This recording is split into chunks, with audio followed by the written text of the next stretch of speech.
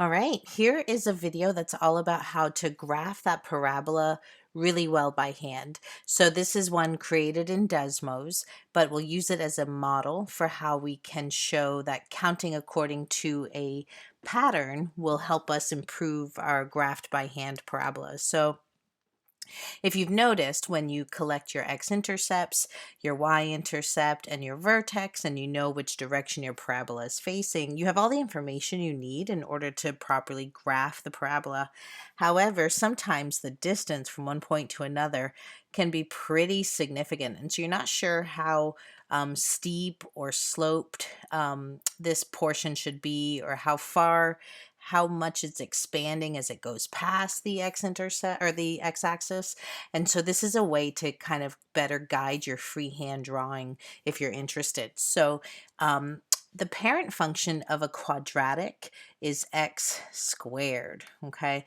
So just a typical x squared, no extra terms. Like if you're looking at the standard equation here, I'm not talking about having an x term, a linear term, or a constant. Just the parent function of a quadratic is x squared, and we can modify that through having these terms and signs along with it.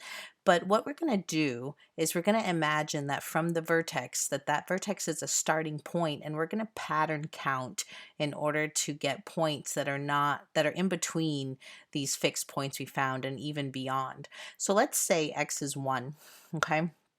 If x is 1, well then according to the parent function, 1 squared is also 1. So you go to the vertex and you move 1 unit over the x-axis. Now because this is at 1.5, I got to go to 2.5, and then I go up 1. But take a look at that. It's a point on the line, right? So, but what if x was 2? Well, then x squared would be 4. So that means if I return to the vertex and I count 2 units over on the x, so remember counting by halves because this is at a half, 1, 2, and then I go up 4, 1, 2, 3, 4, I'm also a point on the parabola, okay? If x is 3, and the parent function of the quadratic says it's squared, well then that will be a 9. So again, returning to the vertex, I count over 3 units, 1, 2, 3, and then this time I go up 9. 1, 2, 3, 4, 5, 6, 7, 8, 9, and there I am. Okay, and do you see how I was able to create 3 more points in between vertex and x-intercept so that I can get a better gauge of where my pencil should be on paper?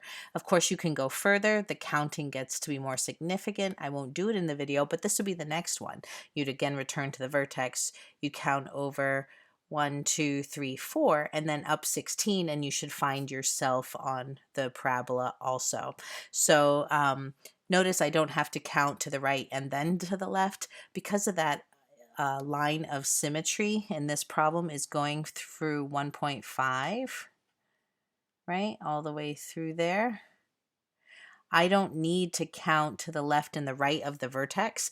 I can just do mirrored images. So for example, once I have this point here, it looks like it's a half, a 1 and a half. So I go a half, a 1 and a half, and look, there I am, a point over there. And so for every 1 point you make on one side of the parabola, you can go equidistant, right? Go that many units to the line of symmetry, and then that however long that took, you count that distance over to the other side of the line of symmetry, and there's your mirrored image point. So this is a way to improve your freehand drawing. Remember the pattern, right, is always squaring, and you're always returning to the vertex. You're not counting from the point you plotted some pattern. You're always going to the vertex, going over 1 up 1, from the vertex over 2 up 4, from the vertex over 3 up 9.